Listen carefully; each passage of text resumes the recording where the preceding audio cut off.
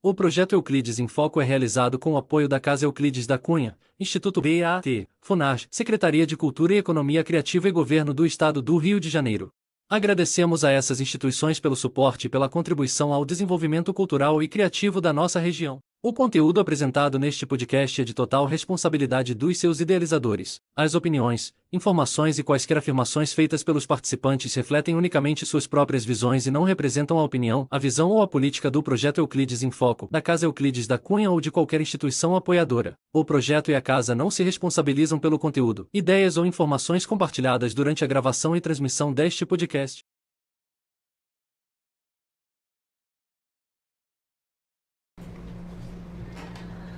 Olá, galera! Estamos aqui hoje com mais um podcast da casa.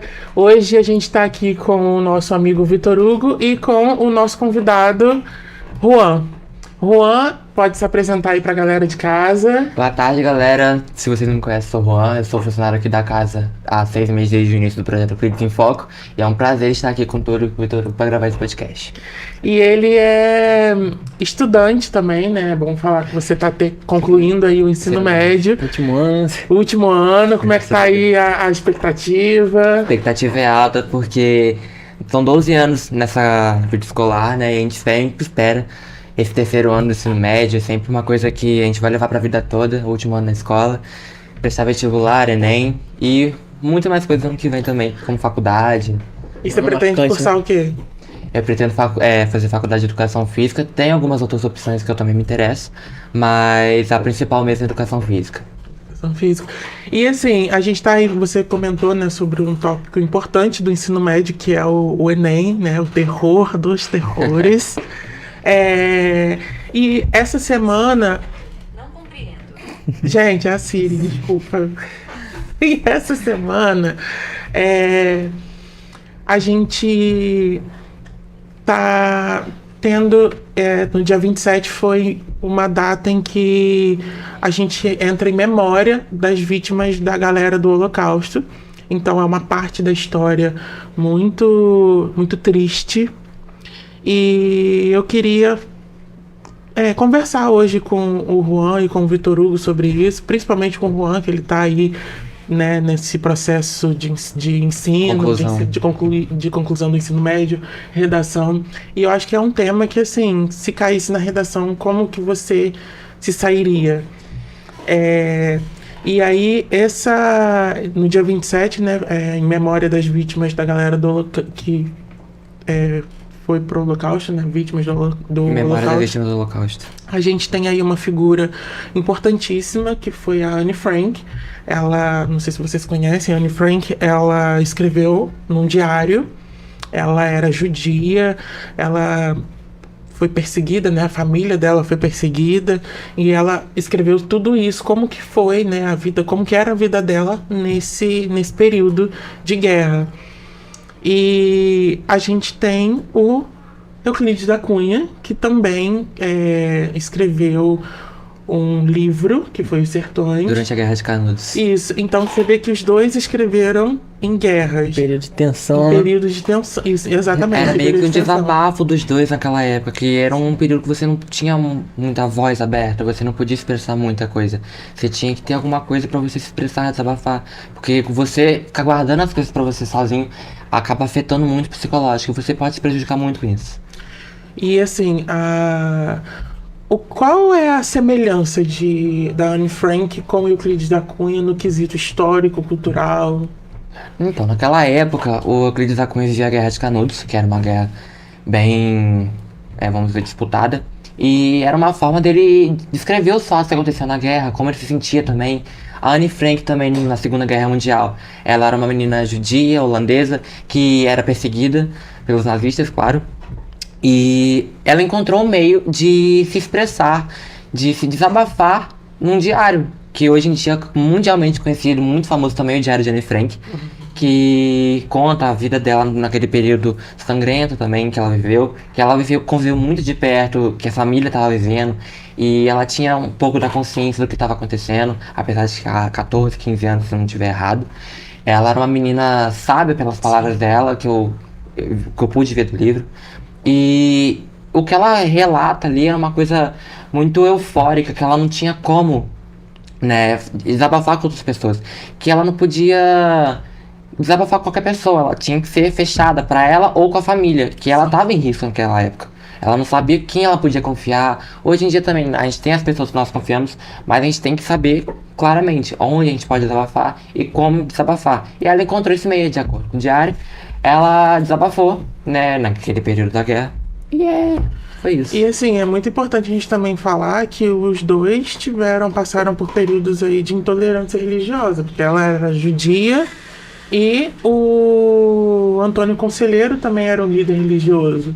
Então os dois aí pegaram esse período da intolerância religiosa. A gente ainda tem intolerância religiosa hoje em dia, mas naquela época era uma coisa muito pior, né? Muito maior. Mais extremista, né? Muito mais extremista. E falando sobre a atualidade, como que seria se Euclides da Cunha, se a Anne Frank ou Euclides da Cunha estivessem nos dias de hoje, como que eles conversariam assim com a sociedade? Pensando bem, eu acho que seria, não sei se vocês vão concordar comigo, eu acho que a rede social hoje em dia é muito usada. E muitas pessoas usam da rede social para fazer desabafos. Aconteceu uma coisa no Japão, eles vão desabafar aqui no Brasil, vão desabafar. Então, é uma coisa que eu acho que com certeza, talvez eles usariam de alguma forma para fazer desabafos, para fazer relatos da vida deles também. É uma forma que hoje em dia muitas pessoas usam, a maioria das pessoas, vamos colocar de 90% a 95% da população mundial, talvez use as redes sociais para fazer desabafos, postar momentos, família, amigos. E é uma coisa bem utilizada, que foi um grande avanço tecnológico daquela época pra cá, que naquela época não existia tecnologia de hoje em dia. Exato. Mas, naquela época você não podia, por exemplo, tirar uma foto na piscina e colocar uma legenda e... Não tinha tanta qualidade igual hoje em dia. Não tinha como. Ou você tirava a foto, ou você escrevia a legenda no diário. Hoje em dia você consegue fazer os dois com o uso da tecnologia. Você posta a foto e tem a legenda embaixo. As notícias correm muito mais rápido do que antigamente, né? Muito bem falado. As notícias, então a gente tem antigamente tinha muito jornal. Rádio, então, né? Rádio, você esperava para chegar no amanhã para saber o que teria de notícia. Hoje em dia você soltou um pum, o mundo inteiro já sabe. Naquela época era muito usado o rádio, né? Mas o jornal, mais uma forma de se comunicar também era no boca a boca, através das cartas também. E hoje em dia isso também é um pouco utilizado, mas não com tanta frequência, porque a rede social também, o e-mail também veio para ajudar isso, as ligações telefônicas são uma forma de se comunicar mais rápido. Eu não lembro qual foi a última vez da carta, pode falar. Não, falando da Anne Frank, né, eu falo, né, que eu desconheço, né, não estudei muito sobre ela, tô conhecendo mais com vocês. Mas, baseado no que vocês falaram, ela viveu um contexto da Segunda Guerra Mundial, não é isso? Exato. Então, embora semelhante, né, a gente vê uma diferença, que Euclides, né, quando ele escreveu Os Sertões, né, contando sobre a Guerra de Canudos, o Brasil, ele estava num período, já tinha se tornado uma república, né, que se tornou uma república em 89, a Guerra de Canudos foi em 892, se não me falha a memória, né. E a gente pega o contexto, né, que os dois estavam vivendo, né, uma estava na Segunda Guerra Mundial e ele estava aqui no Brasil. Então, assim, uma coisa que é interessante, né, a gente pontuar, uma diferença, é que, por exemplo, Euclides, ele não era perseguido igual a Anne Frank, vocês ficaram que ela era judia, né? Euclides, ele foi, inclusive, a pedido, não me lembro agora o nome, do cidadão importante na época, que pediu para ele ir, mas enfim, ele foi, né, até Canudos, e a expectativa, né, ou esperança que os militares tinham é que ele, por ser militar, né, defendesse o exército, falasse bem, e ele chegando lá, né, viu que era um contexto totalmente diferente, e ele escreveu Os Sertões, que é o livro Vingador, né, que ele fala que ele tá fazendo uma vingança pelo povo de Canudos, né, falando o que eles queriam falar, mas não tiveram a oportunidade, né. E a Anne Frank, que é o nome dela, né, diferentemente de Euclides, né, ela não podia nem, como a gente pode dizer, Euclides, ele podia discorrer, né, falar da covardia que os militares estavam fazendo. Anne Frank, pelo contexto, ela literalmente não podia, né, desabafar, falar com ninguém, muito menos pensar em lançar um livro falando sobre isso, né? Verdade. Então é interessante a gente até se perguntar como que ela conseguiu escrever um livro e lançar naquele período, contando aquilo tudo. Na verdade, não Então, foi um livro ela- lançado. ela escreveu- Acharam no meio dos destroços, acho que da casa dela. Ela Acharam. escreveu o diário, escondeu. Aí nisso ela é mandada pro centro de campo de concentração. De Auschwitz, se não Só estiver que errado. a tia dela, ela conseguiu sair, né, se salvar, ela volta pra ver os pertences que a família Frank deixaram e aí encontra o diário da Anne e resolve imprimir e simplesmente divulgar. dia, Então foi um E aí artefato ficou- histórico, na verdade, que foi encontrado da É um Segunda dos- Guerra Mundial. é um dos Ela principais foi marcos. conhecida, mas indiretamente, né? Acharam É. esse... Caraca, que É um dos coisa principais- interessante, né? É um dos E- principais marcos da Segunda Guerra Mundial. É Eu o falei diário de Anne imprimir, Frank. mas eu não sei nem se era impresso naquela época, mas fizeram, naquela época já se fazia cópias. Então a tia fez várias cópias e aí Foi lançado mundialmente. Lançou. Mundialmente falando, é um dos livros mais conhecidos do mundo, é o Diário de Anne verdade, Frank. Diário de Anne Frank. Pelo menos alguma vez alguém já ouviu falar do Da Diário de Anne Anne Frank, Frank, da é. Anne Frank também. E foi uma menina que marcou, foi um dos marcos da Segunda Guerra Mundial.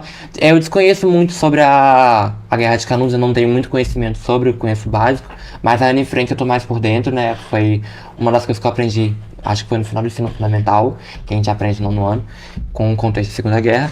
Mas a Guerra de Canudos foi muito bom pra aprender também. E a Segunda Guerra Mundial, querendo ou não, foi mais disputada, né? Mais sangrenta que a Guerra de Canudos. A Guerra de Canudos... Não, com certeza, com certeza. A Guerra de Canudos era, a gente pode dizer, algo nacional, né? É. Só no Brasil, né? A Segunda Guerra, como já disse, mundial, foi envolvendo o mundo Claro. inteiro, né? Inteiro. Então na Segunda Guerra Mundial os Estados Unidos, né, que jogaram as bombas, né, em Hiroshima e e Nagasaki, Nagasaki, que destruiu daquela parte, né, do Japão. Então assim, foi muito mais sangrento, Muito. com certeza muito mais sangrento. E é nesse contexto que entra aquela radiação, né?